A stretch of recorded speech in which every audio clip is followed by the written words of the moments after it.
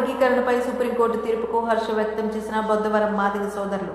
కాకినాడ జిల్లా పురి నియోజకవర్గం కోటనందూరు మండలం బొద్దవరం గ్రామానికి చెందిన మాదిగ దండోర సంఘ సభ్యులు ఎస్సీల ఉపవర్గీకరణపై సుప్రీంకోర్టు ఇచ్చిన తీర్పును స్వాగతించారు. మందాకృష్ణ మాదిగ చిత్రపటానికి పాలాభిషేకం చేసి గత 30 ఏళ్లుగా మందాకృష్ణ మాదిగ సుదీర్ఘ పోరాటం చేశారని, ప్రధాని నరేంద్ర మోడీ చొరవ, కేంద్ర మంత్రి కిషన్ రెడ్డి, కేంద్ర పెద్దలను ఒప్పించి ఎంఆర్పీఎస్ బహిరంగ సభలో ప్రధాని నరేంద్ర మోడీ మద్దతు తెలుపుతూ త్వరలో మీకు తీపి కబురు అందిస్తానని ప్రకటించిన ప్రధానమంత్రి వర్యులకు ఉమ్మడి ఆంధ్రప్రదేశ్ చట్టసభల్లో చంద్రబాబు నాయుడు తీసుకొచ్చిన చట్టం వల్ల తీర్పుకు మరింత బలాన్ని ఇచ్చిందని, పోరాటాల్లో అమరులు, ఉద్యమకారులను అంకితమిస్తూ బొద్దవరం మాదిగ సోదరులు స్వాగతించి అభినందనలు తెలిపారు. ఈ కార్యక్రమంలో తమ్ముండ్రు సత్యనారాయణ, ఇండుగుపల్లి సత్యనారాయణ, గడ్డం బాలయ్య, ఆరుగుల కరుణాకర్, ఐనవిల్లి పెద్దాపురం, ఆరుగుల నానిబాబు, నందిక దేవత, ఆరుగుల రామ సత్యనారాయణ, జల్లు నోకరాజు, ఐనవిల్లి నాగు తదితరులు పాల్గొన్నారు.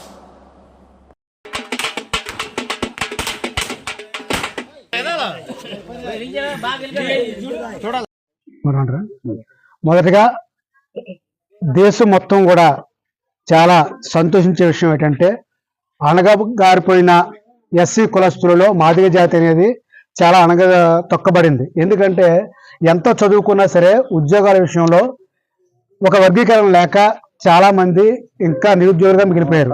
అటువంటి నిరుద్యోగత్వాన్ని పాలదోలడానికి మందాకృష్ణ గారు చేసిన అంటే ఆ కృషి, పట్టుదల, లేకపోతే ఇది సాధించే వరకు ఆయన పడిన తపన చాలా విలువ కట్టలేనిది, అమూల్యమైనది అనమాట.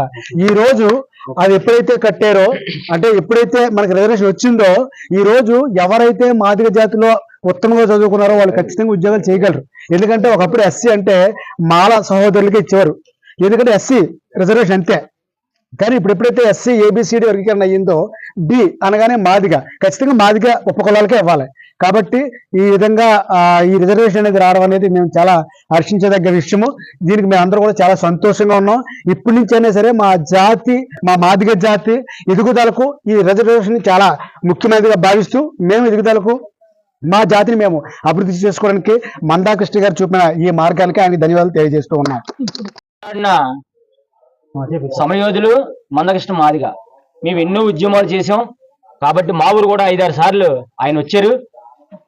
ఇక్కడ మంచి కార్యక్రమం కూడా చేసాం. కాబట్టి బుధవారంలోనే ఘన విజయాన్ని సాధించిన విషయం ఏంటంటే, కన్వీనర్నే కానీ పేషెంట్ అవని అన్ని మమ్మల్ని ఇక్కడ ప్రోత్సహించారు మాది దొరికినాయి. కాబట్టి ఈ రోజు మందకృష్ణ గారు ఎంతో మాదిలకి ఎస్సీ వర్గీకరణ తెచ్చి మాకు పెట్టిన ఆ రోజుల్లో చంద్రబాబు నాయుడు గారు కృషితోనే ఇదంతా జరిగింది. ఈ రోజు కూడా ఆయన వచ్చినప్పుడు 2024 కూడా ఆయన కృషితో ఇదంతా జరిగిందని ప్రజలకు అందరూ కూడా చెప్పుకుంటున్నారు. మాకు ఈ మాదిగ కులస్తులకు అందరికీ ఇంత ఘన విజయం సాధించినందుకు అందరికీ ధన్యవాదాలు చెబుతూ, మంత్రులకు కానివ్వండి, తర్వాత రాజకీయ నాయకులు కానివ్వండి, తర్వాత మా కులస్తులు కానివ్వండి, మందకృష్ణ మాదిగ గారికి ధన్యవాదాలు చేసుకుంటూ తెలుపుకుంటున్నాం. కోటనందూరు మండలం బొద్దవరం గ్రామంలో మన మందకృష్ణ మాదిగ గారికి ఎంతో ఘనంగా పాలాభిషేకం చేయడం జరిగింది. కాబట్టి ఈ యొక్క ఉన్న ప్రతి ఒక్కరికి, చిన్నలకి పెద్దలకి అందరూ కూడా నా యొక్క నమస్కారం. ఎందుకంటే మనం ఇప్పటి నుంచో 30 సంవత్సరాలు బట్టి మన మందకృష్ణ గారు పోరాడుతున్నారు. ఆ టైంలో కూడా ఎంతో కృషి చేశారు, అయినా సరే ఆ టైంలో కూడా అవ్వలేదు. కాబట్టి ఈసారి మనకు కంపల్సరిగా చంద్రబాబు నాయుడు గారి హయాంలో వచ్చింది. కాబట్టి పోయిన టైంలో కనీసం మనకి ఇటువంటి కూడా చాలా ఇబ్బందులు పడ్డాము. ఎందుకంటే ఎస్సీ వర్గీకరణ లేక మనకి ఏమీ అమలు లేవు. కాబట్టి ప్రభుత్వం వచ్చిన తర్వాత మనకి చాలా అనుకూలంగా ఉంటది. ప్రతి విషయం కూడా మనకు చాలా చక్కగా ఉంటది. కాబట్టి మనం చెప్పుకోదగ్గ ఏంటంటే, మనకి రిజర్వేషన్ తేవడం మన మందకృష్ణ మాదిగ గారికి ఎంతో మనం రుణపడి ఉండాలా. కాబట్టి ప్రతి ఒక్కరు కూడా మన పిల్లలు అంటే మన కోసం కాదు పోరాడేది, రేపటి తరం కోసం పోరాడారు. మనం కూడా అలాగే పిల్లల కోసం కృషి చేయాలని, పిల్లలు బాగా చదువుకోవాలని కోరుకుంటున్నాం. మండలం బొద్దవరం గ్రామంలో చాలా విలువైన రోజు. ఎందుకంటే మన మందకృష్ణ మాదిగ గారు కృషి ఫలించిన రోజు. 30 ఏళ్ళుగా అతను పోరాడుతూనే ఉన్నాడు. 2004లో ఒక తీర్పు ఒక వీరయ్య గారని సుప్రీంకోర్టుకి ఇచ్చారు. ఆయన వేసిన పిటిషన్ 2004లో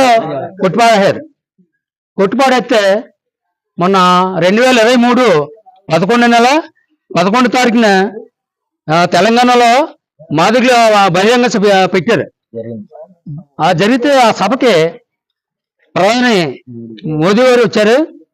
ఆ తర్వాత రేవంత్ రెడ్డి గారు వీళ్ళంతా కృషి చేశారు. అయితే ఆ రోజు ప్రధాని గారు మాట ఇచ్చారు మా ఎవరికి మందాకృష్ణ మాదిగ గారికి, నేను ఎస్సీ వర్గీకరణ నీకు హామీ ఇస్తున్నాను, త్వరలో నీకు శుభవార్త వస్తుంది అని మాట ఇచ్చారు. ఎలా మాటిస్తే ఆ మాట ప్రకారంగానే ఈ రోజు సుప్రీంకోర్టు 7 ధర్మాసనం, ఆ ధర్మాసనం అంటే ఉన్నత న్యాయస్థానంలో ఇటువంటి తీర్పు ఎప్పుడూ రాలేదు. కాకపోతే అందులో ఒక జడ్జి మాత్రం లేడీ ఈ వర్గీకరణ ఎదిరించింది. వర్గీకరణ చేయకూడదండి, ఉన్న కులం నష్టపోతారు అని ఆవిడ మౌనం ఉండిపోయింది.